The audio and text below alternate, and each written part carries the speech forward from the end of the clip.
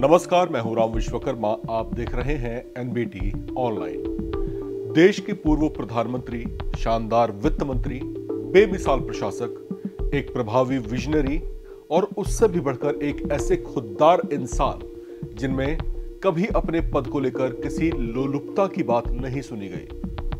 बात हम कर रहे हैं सरदार मनमोहन सिंह की, जो अब इस दुनिया को अपनी उपस्थिति से महरूम कर गए हैं। देश के राजनीतिक गलियारों से जब भी पूर्व प्रधानमंत्री सरदार मनमोहन सिंह का जिक्र छिड़ता है तो एक शांत, मृदुल और सरलता से सुसज्जित छवि उभरकर सामने आती है। उनकी पहचान एक ऐसे राजनीतिज्ञ की रही है जिसमें बंजर में भी फूल खिला देने का मादा था।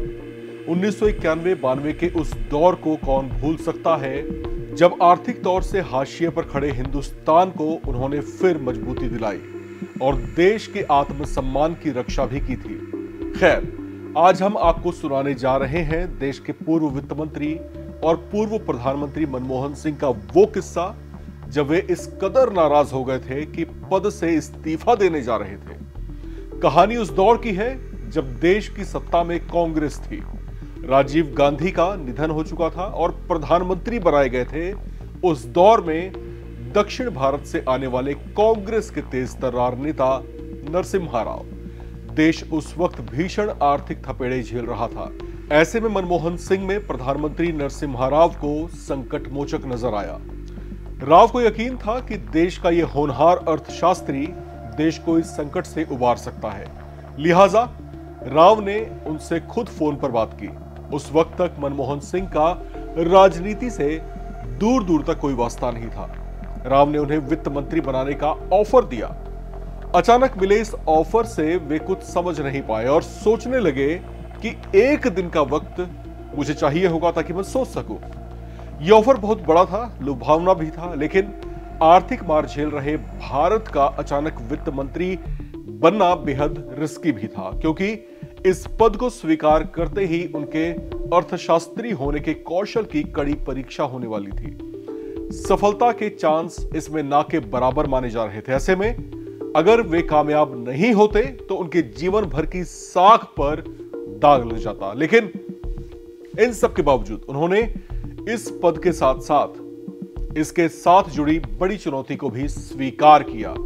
इस तरह से पूर्व प्रधानमंत्री नरसिम्हा राव उन्हें सक्रिय राजनीति में लाने और केंद्रीय कैबिनेट का हिस्सा बनाने में कामयाब रहे। बारी अब कुछ बड़े फैसले लेने की थी। राजनीति में नए नए आए मनमोहन सिंह को शायद उस वक्त के हालात कुछ असहज भी लग रहे थे, क्योंकि वे जिस निडरता से बड़े फैसले लेने की बातें कह रहे थे, भारतीय राजनीति तब तक उसकी आदी नहीं थी।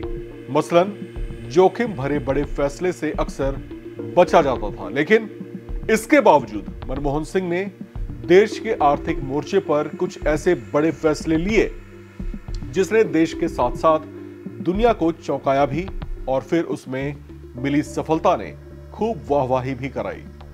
मुद्रा का अवमूल्यन एक ऐसा ही बड़ा और रिस्की फैसला था। आपको बता दें कि अवमूल्यन का मतलब क्या होता है। अवमूल्यन का मतलब है कि जो करेंसी प्राइस उस वक्त की है उसको जो है डाउन कर देना खुद से। ये अपने आप में जो है बड़ा एक्सपेरिमेंट था उस समय का। तो अवमूल्यन करने से दुनिया के उद्यमी जो है भारत की ओर खिंचने वाले थे। भारत में एक बार फिर उनका विश्वास जगा। इसी तरह के कई निडर फैसले मनमोहन सिंह की पहचान बन गए थे। जाहिर है कि इसके लिए वे विरोधी दलों के निशाने पर भी आए। उस समय बीजेपी विपक्षी दल की पार्टी थी और नेता थे अटल बिहारी वाजपेयी। लिहाजा विपक्षी दल बीजेपी ने उन पर कई आरोपों की बौछार की, तो उनके फैसले पर सवाल भी उठाए गए। राजनीति में नए नए आए मनमोहन सिंह को ऐसे तमाम आरोप और उठाए गए सवाल उनके सीने में चुभ गए। वे इस कदर नाराज हुए कि राव की कैबिनेट से इस्तीफा देने का मन बना लिया। नरसिम्हा राव ऐसा चाहते नहीं थे, लिहाजा बनाने की जिम्मेदारी आश्चर्यजनक रूप से विपक्ष के नेता अटल बिहारी वाजपेयी को सौंप दी, जबकि अटल बिहारी वाजपेयी उस समय विरोधी दल के और विपक्ष के नेता थे। लेकिन अटल ऐसा करने को राजी हुए और मनमोहन सिंह को मनाने के लिए उनके पास पहुंचे। उन्होंने राजनीति में पहली बार उतरे मनमोहन सिंह को समझाया कि आलोचना करना विपक्ष का काम होता है, अटल की बात उनकी समझ में आई और ऐसे आई कि फिर अगले करीब 2.5 दशक तक उन्होंने अपनी आलोचनाओं पर ज्यादा ध्यान नहीं दिया। तो खैर, ये था मनमोहन सिंह का व्यक्तित्व, और वो व्यक्तित्व जिसकी कद्र आज भी की जाती है। राजनीतिक गलियारों में आज भी मनमोहन सिंह का नाम जो है बाअदब लिया जाता है। आज वो हमारे बीच नहीं रहे, अब सिर्फ उनकी यादें पीछे छूट गई हैं। फिलहाल आप बने रहें इसी तरह से हमारे साथ, और बने रहें और देखते रहें एनबीटी ऑनलाइन की खबरें।